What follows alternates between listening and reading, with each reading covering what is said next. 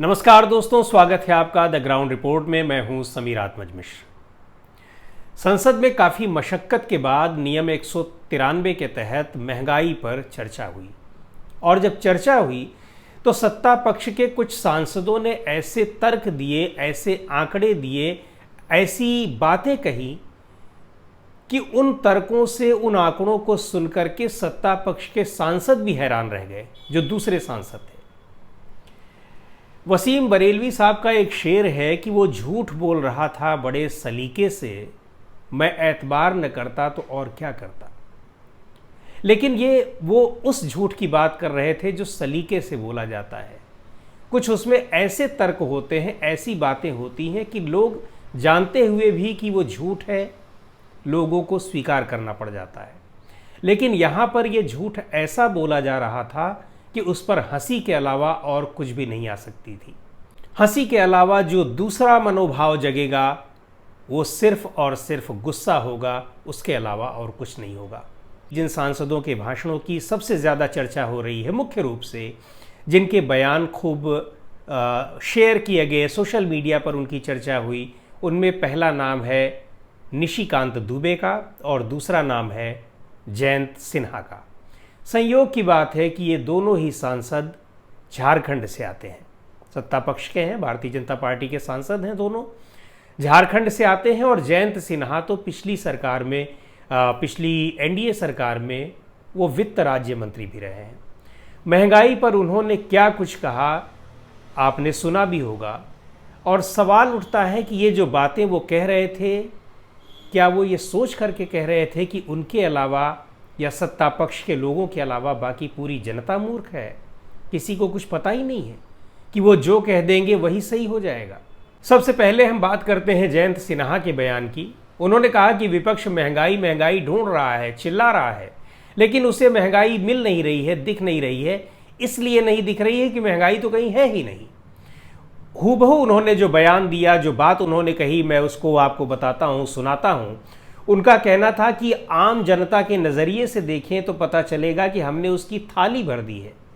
न सिर्फ थाली भर दी है बल्कि गरीब के घर में बैंक का खाता पहुंचा दिया, बिजली पहुंचा दी, शौचालय पहुंचा दिया, 5 लाख रुपए का आयुष्मान बीमा दिया है।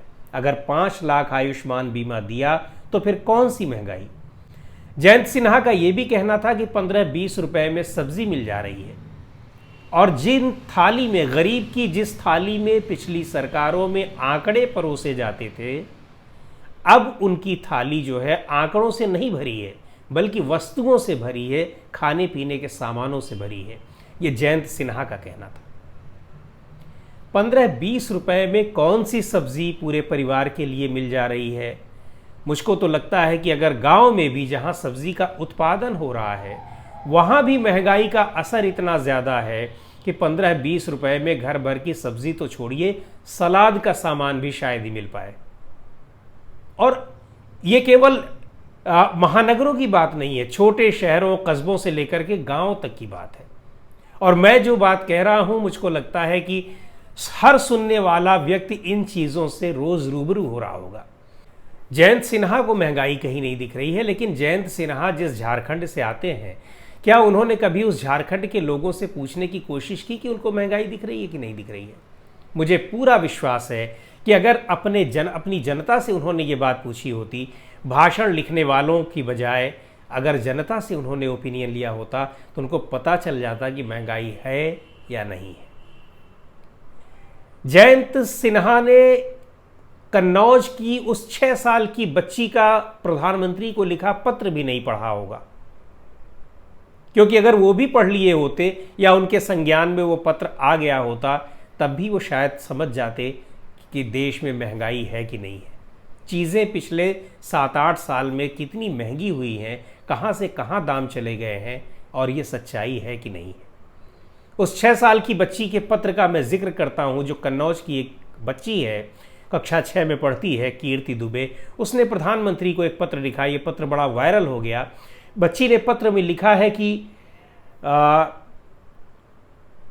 दुकानदार ने उसे मैगी का छोटा पैकेट नहीं दिया क्योंकि उसके पास सिर्फ 5 रुपए थे और ये पैकेट अब 7 रुपए का हो गया है। बच्ची ने पत्र में यह भी लिखा है कि प्रधानमंत्री जी, आपने पेंसिल और रबर भी महंगे कर दिए हैं। मेरी माँ पेंसिल मांगने पर मारती है, मैं क्या करूं? दूसरे बच्चे मेरी पेंसिल ले लेते हैं। ये पीड़ा उसने अपनी दर्ज कराई है। जाहिर सी बात है, बच्ची ने, हो सकता है बच्ची से पत्र लिखवाया गया हो, उसके पेरेंट्स ने लिखवाया हो, किसी टीचर ने लिखवाया हो, या फिर जिसने भी लिखवाया हो, लेकिन ये पत्र में जो लिखी हुई बातें हैं वो 100% सही है, वो गलत नहीं है। जयंत सिन्हा जी को महंगाई नहीं दिख रही है, लेकिन 6 साल की बच्ची को भी दिख रही है, 80 साल 90 साल के बुजुर्ग को भी दिख रही है, नौकरी पेशा लोगों को भी दिख रही है, गांव में खेती किसानी करने वाले लोगों को भी दिख रही है, और शहरों में मजदूरी करने वाले लोगों को भी दिख रही है। जयंत सिन्हा जी को शायद ये भी नहीं पता होगा कि जब दही, पनीर और तमाम चीज़ों पर जीएसटी बढ़ाया गया तो जीएसटी के दायरे में, जीएसटी के उस बढ़े हुए दायरे में पेंसिल, रबर, इरेजर जैसी चीज़ें भी शामिल कर ली गई। अब ज़रा झारखंड के ही दूसरे सांसद की भी बात कर ली जाए, निशिकांत दुबे जी की भी। झारखंड के गोड्डा से लोकसभा सांसद हैं। निशिकांत दुबे बोले कि जब से उनकी सरकार बनी है, उनकी पार्टी की सरकार, यानी पिछले 8 साल से, तब से देश में किसानों का मुद्दा संसद में उठा ही नहीं। और इसलिए नहीं उठा क्योंकि किसान अब आत्महत्या कर ही नहीं रहे हैं। वो इतने समृद्ध हो गए हैं, उनको इतना समृद्ध कर दिया गया है, उनके घर को इतना भर दिया गया है, इतनी उनके लिए व्यवस्था कर दी गई है, हर चीज़ उनको इतनी उपलब्ध करा दी गई है कि अब वो परेशान हैं ही नहीं, इतनी खुशहाली में जी रहे हैं। निशिकांत दुबे ने उदाहरण भी दिया कि इतनी खुशहाली में इतने संपन्न हैं वो कि 1 साल तक आकर बैठ करके उन्होंने आंदोलन किया, किसान आंदोलन का वो जिक्र कर रहे थे, और वो इसीलिए कर पाए क्योंकि उनकी सरकार ने उनको इतना समृद्ध बना दिया था। निशिकांत दुबे जी कहाँ से ये आंकड़े ले आए? किसने उनको ये आंकड़े दिए? और संसद में जब वो ये बोल रहे थे तो क्या उन्होंने ये समझा भी नहीं, सोचा भी नहीं, विचार भी नहीं किया कि उनकी एक एक बात रिकॉर्ड की जाएगी? रिकॉर्ड की जाती है, लेकिन वो अपने आंकड़े देते रहे कि किसानों की आत्महत्या नहीं हुई। किसानों की हालत कितनी अच्छी है ये या तो किसान जानते होंगे, या तो किसानों के बीच रहने वाले लोग जानते होंगे, या उनके बीच जो उनका दुख दर्द जानने की कोशिश करने वाले लोग होते होंगे वो जानते होंगे। निशिकांत दुबे जी शायद वहाँ नहीं रहते हैं, या उन किसानों के बीच नहीं रहते हैं, या उनके बारे में उनको नहीं पता है, शायद इसीलिए वो नहीं जान पाए। रही बात आत्महत्या के आंकड़ों की, तो जो सरकार के आंकड़े हैं मैं उन्हीं आंकड़ों का जिक्र करना चाहता हूँ।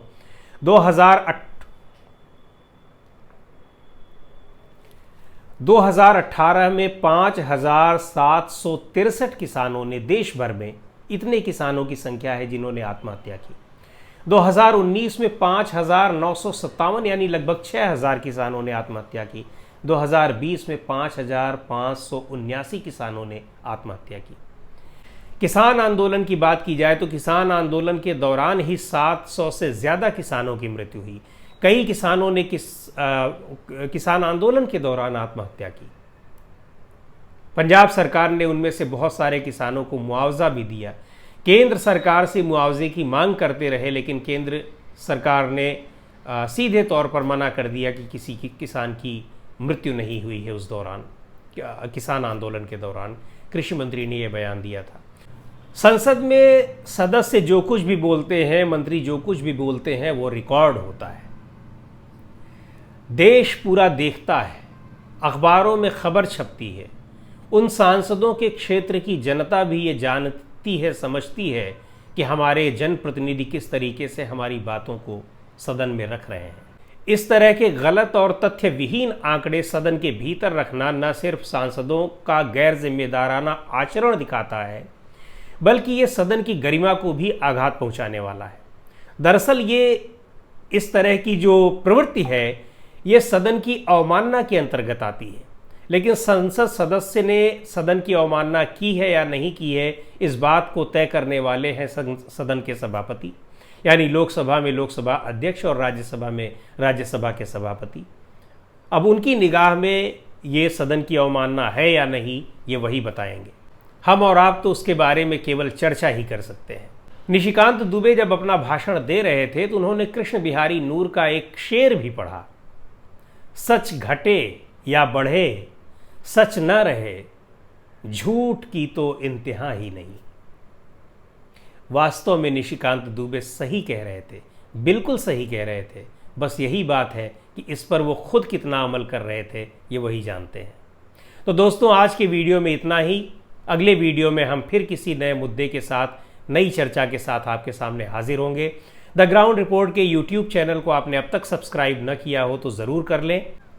बेल आइकन यानी घंटे जैसी आकृति दबाएं ताकि आपको जो नए वीडियोस हैं हमारे, उनके नोटिफिकेशन मिलते रहें। फेसबुक पर आप देख रहे हो तो हमारे पेज को लाइक कर लीजिए, इंस्टाग्राम पर आप हमको फॉलो कर लीजिए। द ग्राउंड रिपोर्ट का ट्विटर हैंडल है @ground report, इसे भी आप फॉलो कर सकते हैं।